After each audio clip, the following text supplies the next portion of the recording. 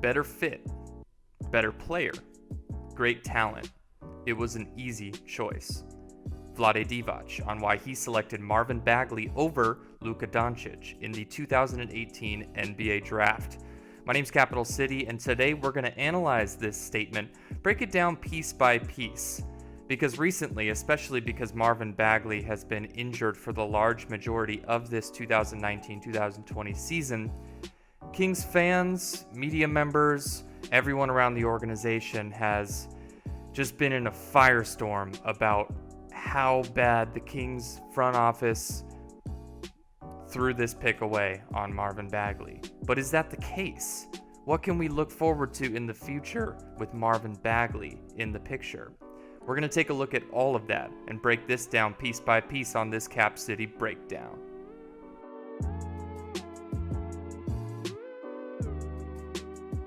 When you look at the construction of the Sacramento Kings going into that 2018 NBA Draft, one thing and one thing alone was clear. De'Aaron Fox was the engine of this team. You could already see throughout his rookie year the immense development that he had started to really come into in the last half of the year. The Kings traded George Hill, who was supposedly brought in to be the starting point guard of the team midway through that first year of Fox's career, and Fox really took the reins and began to show himself as an elite athlete, a capable floor general, a rangy defender, and ultimately the franchise cornerstone moving forward for this Sacramento franchise. Going into this 2018 draft, nobody knew the Kings were going to have the second overall selection. They were slotted to pick around 7 or 8 in most lottery projections. So when the Kings rose to number 2, naturally there was a lot of excitement and a lot of buzz. It's not often that you get a number 2 or higher pick as a franchise in the NBA draft, so you got to make it count. When taking a look at the prospects that were available on the board at number 2, a couple of names really distinguished themselves and started to circulate that there was interest between the Kings and them. First one, Marvin Bagley. Marvin Bagley III had an astonishing one-season career at Duke in which he actually declared a year early, went into college basketball a year younger than most every other freshman, and dominated. He led the ACC in scoring, rebounding, ACC Player of the Year, ACC Freshman of the Year, Wooden Award finalist, broke records previously set by some dude named Tim Duncan in ACC competition. In fact, all this hype about Zion, Marvin Bagley was basically putting up the same, or if not more efficient numbers than Zion Williamson throughout that whole 2017-18 season at Duke. Marvin Bagley was an elite athlete, and I say he still is an elite athlete, he's just hurt. Elite athlete, explosive on the first and second bounce. He's got solid hands. He's got a pretty good sense of where he is offensively. You see him kind of float around and find open spaces in a zone defense, which he saw a lot in college. Excellent in transition running the floor. He runs like a gazelle. If you see him live in person, which I've had the privilege of seeing him many times now play, it's incredible how rangy, and he runs like a gazelle. That's the best way I can put it. The best comparison I have to the way he moves is a guy you're seeing on the screen now in Giannis Antetokounmpo. So Marvin, amazing athlete, good hands. You project him and the fit alongside your franchise cornerstone, De'Aaron Fox. What's one of the things that De'Aaron Fox does best? I'll Blues Clues it and give you a couple seconds to answer that question. He runs. He is one of the fastest point guards, if not the fastest player in the National Basketball Association end to end. If you pair him up with a 6'11" dude that can get up and down the court like a freaking 1965 Mustang, that seems like a good fit. You're running the break, and you're De'Aaron Fox. You're from end to end in about 3.5 seconds, and on your right, you've got your big, who's, again, 6'11" and can jump out of the gym right on your back hip. That, to me, seems like a recipe for success, and we saw lots of that in Marvin Bagley's rookie season, in which the Kings had a blistering pace. They led the NBA in pace for a lot of that 2018-19 season, and a big key of that was that transition prowess of De'Aaron Fox coupled with Marvin Bagley. Look at how quick he gets to the block, seals his man, and goes up with the left. I mean, he can get to that spot basically whenever he wants, which is very, very scary. Another thing that the Kings really liked about Marvin Bagley, and you can see it in his play, is he does not have to be the focal point of an offensive set to score. And that is a rare ability when you're talking about NBA players in general. Those guys are very valuable, where you can plug them into basically any lineup. You can play them at the 4, at the 5, or even as the Kings teased, but after drafting him, play him at the 3. What he's going to do is come in, hustle, get rebounds, maybe block some shots, and score. He's going to rim run. He's going to get offensive putbacks. He's going to get little 15-foot wide open shots. He's going to catch lobs, as you just see. The recipe is there for Marvin Bagley to be one of the best role players in the league, if that makes sense. His talent can take him as high as an all-star, a superstar. If he really develops, has that killer mental game where he wants to be better and needs to be better than everyone else, his talent and athleticism can take him a long, long way. But I think an accurate floor for what Marvin Bagley could become is basically like a slightly less skilled but significantly more athletic Chris Bosh. And you're talking about Chris Bosh, multiple-time champion, multiple-time all-star, most likely going to be a basketball Hall of Famer. Chris Bosh had a very, very refined set of skills, so this is not a slight on Marvin Bagley or his skill set or what he could become. You're talking about one of the generationally skilled big men in Chris Bosh. He changed the game. He was one of the first true off-the-dribble, pick-and-pop, stretch bigs that could really beat you inside, outside, mid-range, post. He could pass, play a little defense. I see a lot of Chris Bosh's game in Marvin Bagley. And when you're talking about a guy to pair with a generational type of athlete point guard that De'Aaron Fox is, I think the Kings actually took a W when it comes to better fit. Because let's talk about Luka Doncic. So Luka Doncic is, we're sitting here in 2020 and the accolades are already piling up.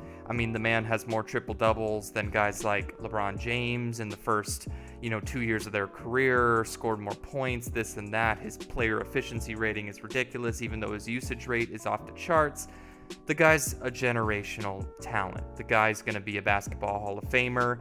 He's probably going to lead the Mavs to one, if not many championships, makes the All-Star team 13, 14 times at least. Legend. That unless he gets, chronically injured, which I really hope not because he's fantastic to watch. Luka Doncic is a guy that you build your car around. You do not build a car and then put Luka Doncic in the passenger seat. You put Luka Doncic, he is the damn engine of the car. You see that with Dallas now. They brought in Porzingis, and Porzingis was the guy that says, hey, I want to be the engine.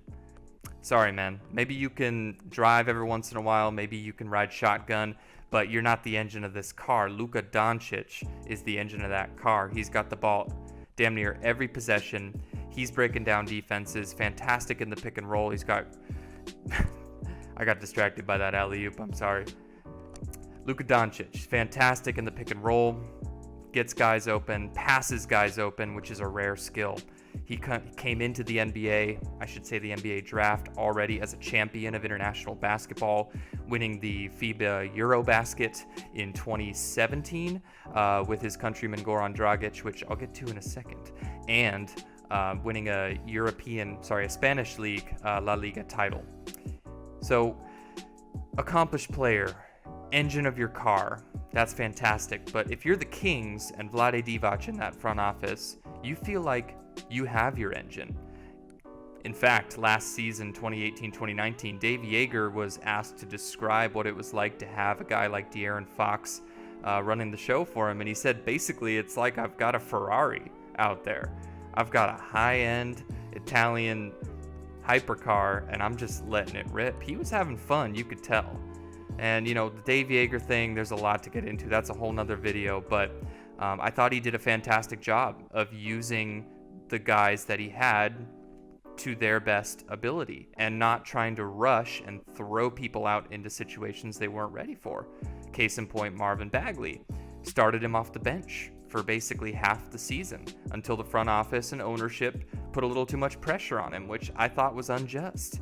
I think it does wonders for a guy to come in and just play your role, be a star in your role, and then ultimately when it becomes a non-issue, when it becomes indisputable that you should be a starter on your team, that's when it happens. But you've already grown so much from that experience. You've humbled yourself. You've really worked for it. Okay, that was sick. I really liked this Rising Stars game. It was Fox, Bagley, Bogey won MVP. Bogey literally passing it to Bagley at the end. I love that. So we're going back to Luka Doncic. He's the engine of the car. Sacramento feels like they have the engine of their car in De'Aaron Fox. You don't want to get a new engine for a car. It's expensive. You're going to talk about usage rate, who's going to be holding the ball during all these possessions. And it is a fair point that, you can't have two engines in the car. So I see where Vlade says that it was a better fit. I'm actually going to give Vlade a check mark there with a big caveat. Now that caveat that I mentioned is back to Eurobasket 2017. I'm probably butchering that. It might have been 2018. Luka Doncic plays on Team Slovenia, who has another very established NBA player in Goran Dragic on their team, as well as his younger brother Zoran Dragic. So they were actually pretty damn good team.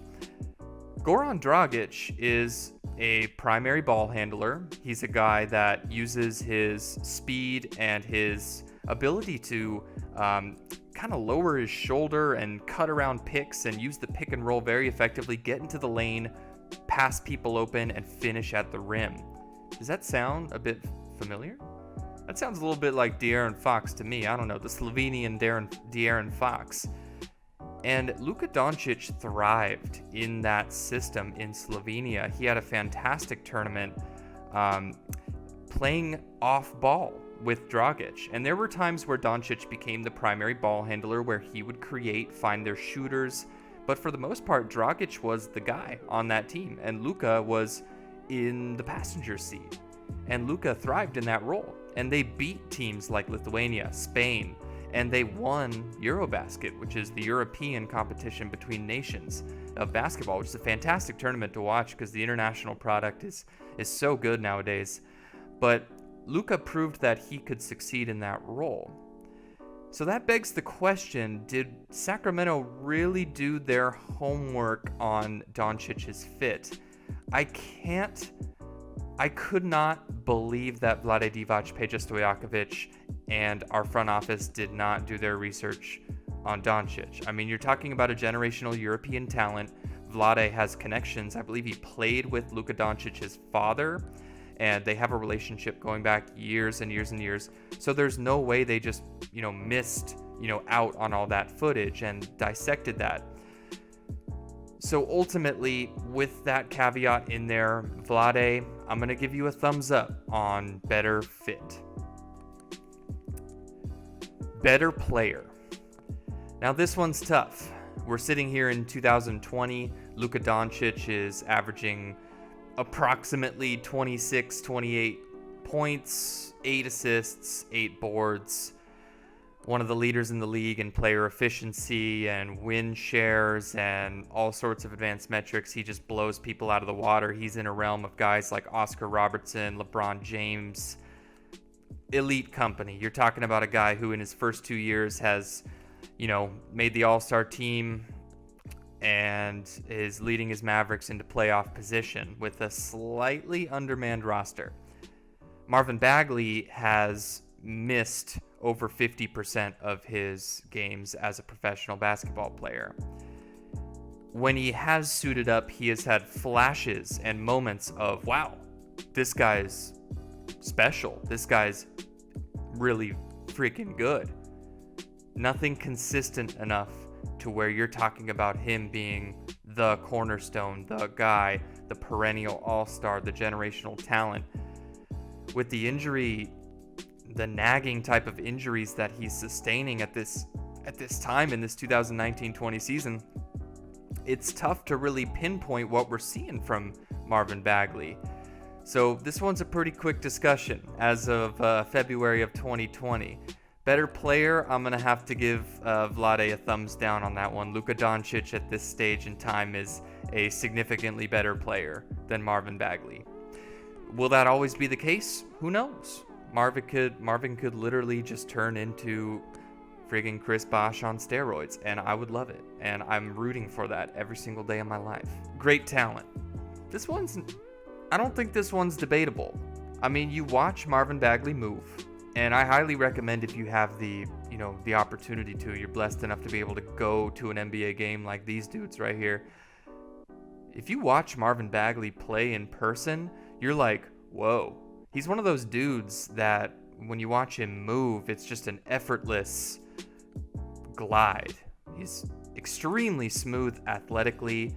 He's got, pretty decent foot. It's not highly advanced, but he's got pretty good footwork and hands for his size. Like that's a vet move. Like that's a little like half spin, drop step type action. I mean, he's got Kevin Huerter on him, but still, and I mean up and under and around, like, oh my goodness.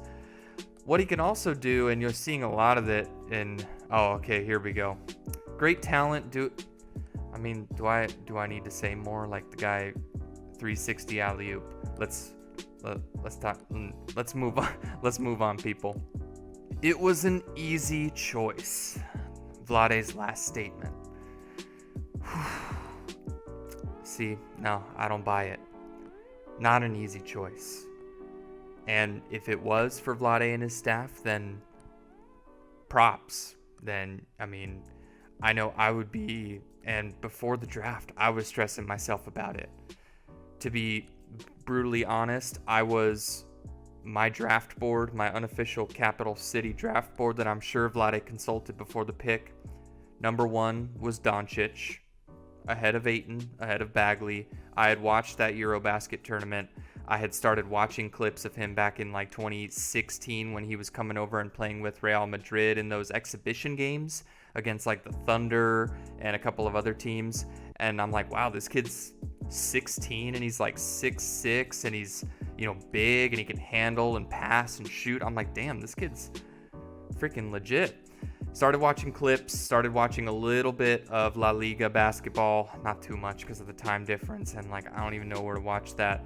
But he was the number 1 guy on my big board, followed closely by Marvin Bagley. See, I liked DeAndre Ayton.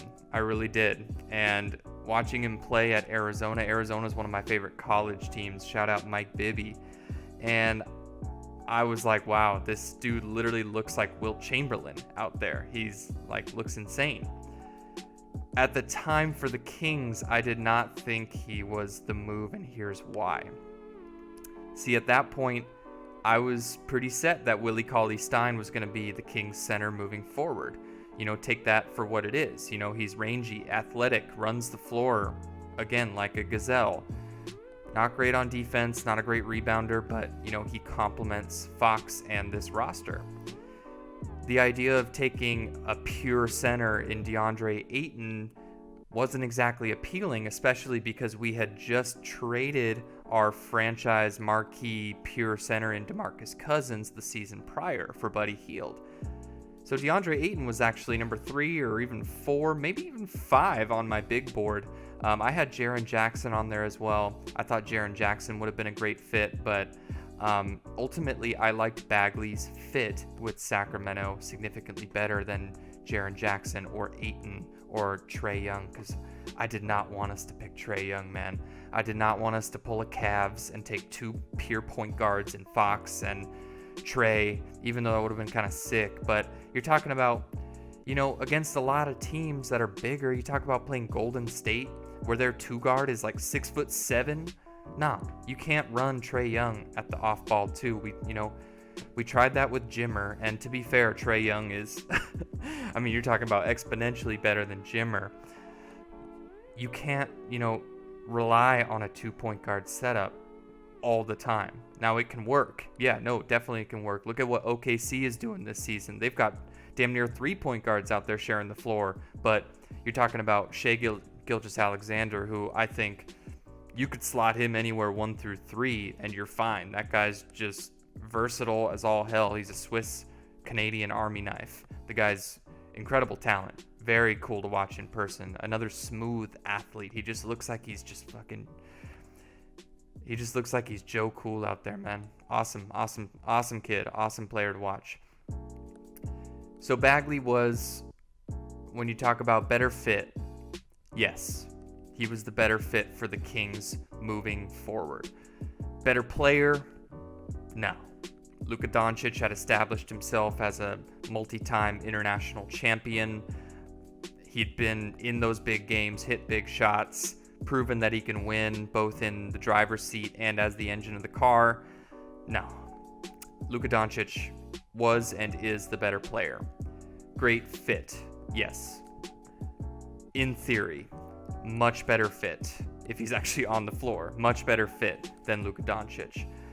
And to wrap this all up, there's been so much just venom and BS and all sorts of stuff coming Marvin Bagley's way, into his family, into the organization, especially on Twitter, man. You go on Twitter and it's like a absolute firestorm nonstop. Every Kings related tweet, you're seeing just venom coming out about the kid, and it's ridiculous because he seems not only like a good stand-up dude, like he's a family guy, seems chill. I'd love to hang out with him, but the kid did not choose to be drafted to Sacramento, first of all. Secondly, he did not choose to be injured. It's not like he's just taking days off at work, taking paid time off to go, chill out in the Virgin Islands, with Tim Duncan and, the ACC records. No, he's literally hurt. Like, he broke his freaking thumb beginning of the season, aggravated his foot, got a foot sprain midfoot, and then re-aggravated it like twice. Can't blame the kid.